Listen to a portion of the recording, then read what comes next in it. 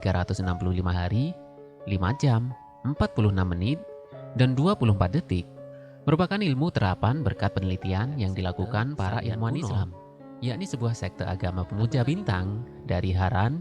Beberapa peneliti menegaskan bahwa dia sendiri beragama Islam. Menciptakan teknologi dalam ilmu pengetahuan juga tidak terlepas dari penemuan yang dilakukan oleh ilmuwan Islam pada abad pertengahan.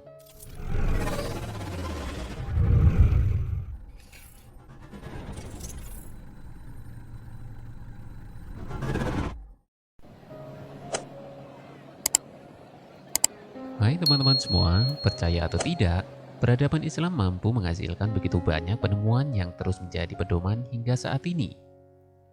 Khususnya di bidang teknologi dan ilmu pengetahuan. Salah satunya ialah Al-Battani, sang ilmuwan muslim di bidang astronomi. Dikutip dari Britannica, nama lengkap Al-Battani adalah Muhammad Ibn Jabir Ibn Sinan Al-Harani Al-Battani.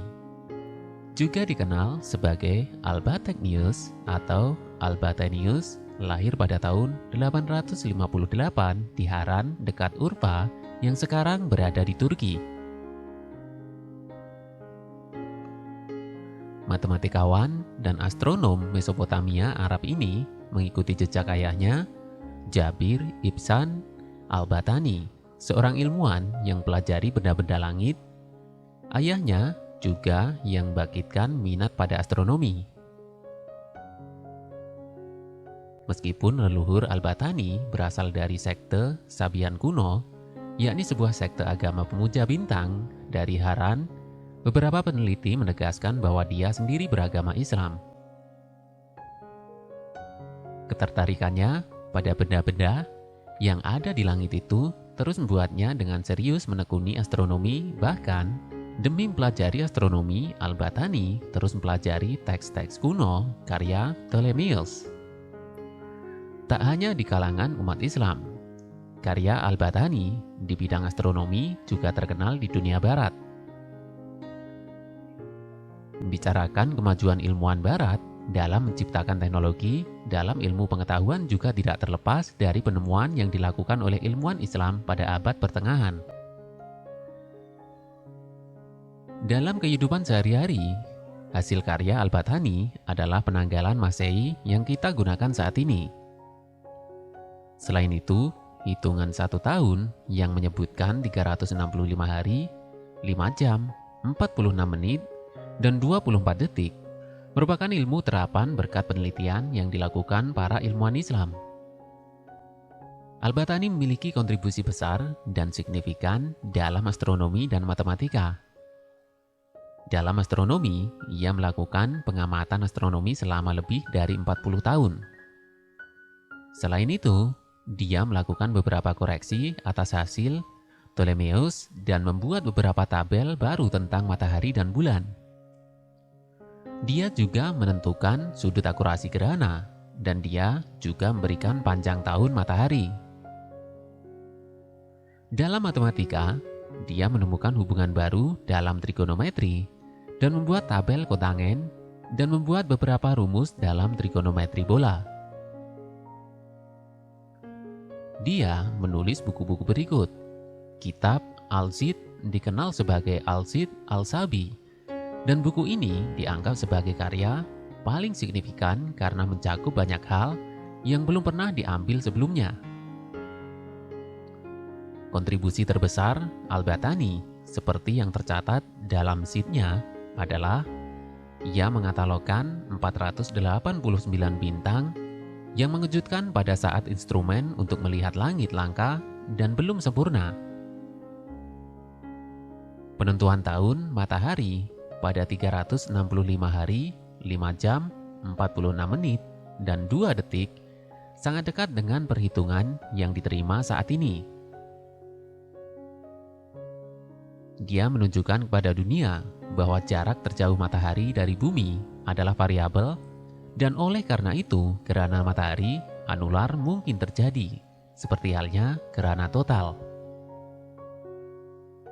Maka tidak mengherankan jika Al-Battani sering disebut sebagai Ptolemy of the Arab, Al-Battani meninggal pada tahun 929 di Khas Algiz, Irak.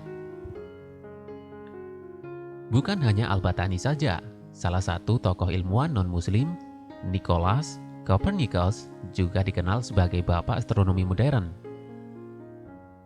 Dia adalah ilmuwan Eropa pertama yang mengusulkan bahwa bumi dan planet lain berputar mengelilingi matahari, teori tata surya heliosentris. Sebelum publikasi karya astronomi utamanya, On the Revolution of Heavenly Sphere pada tahun 1543, para astronom dari Eropa berpendapat bahwa bumi terletak di pusat alam semesta. Pandangan yang juga dianut oleh sebagian besar filsuf kuno.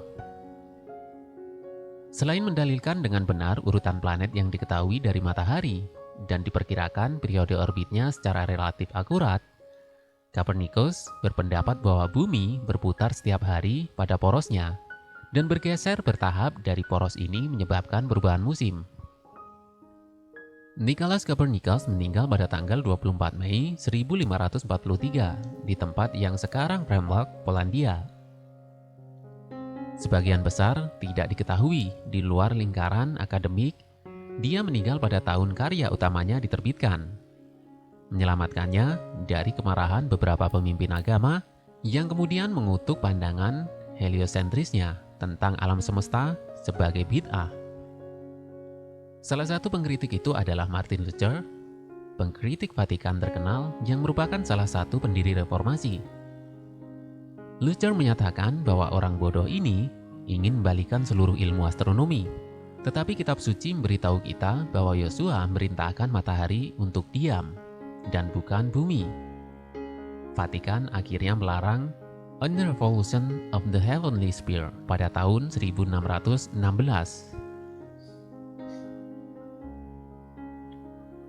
Baru pada awal abad ke-17, Galileo dan Johannes Kepler mengembangkan dan mempopulerkan teori Copernicus, yang bagi Galileo menghasilkan percobaan dan hukuman karena bid'ah.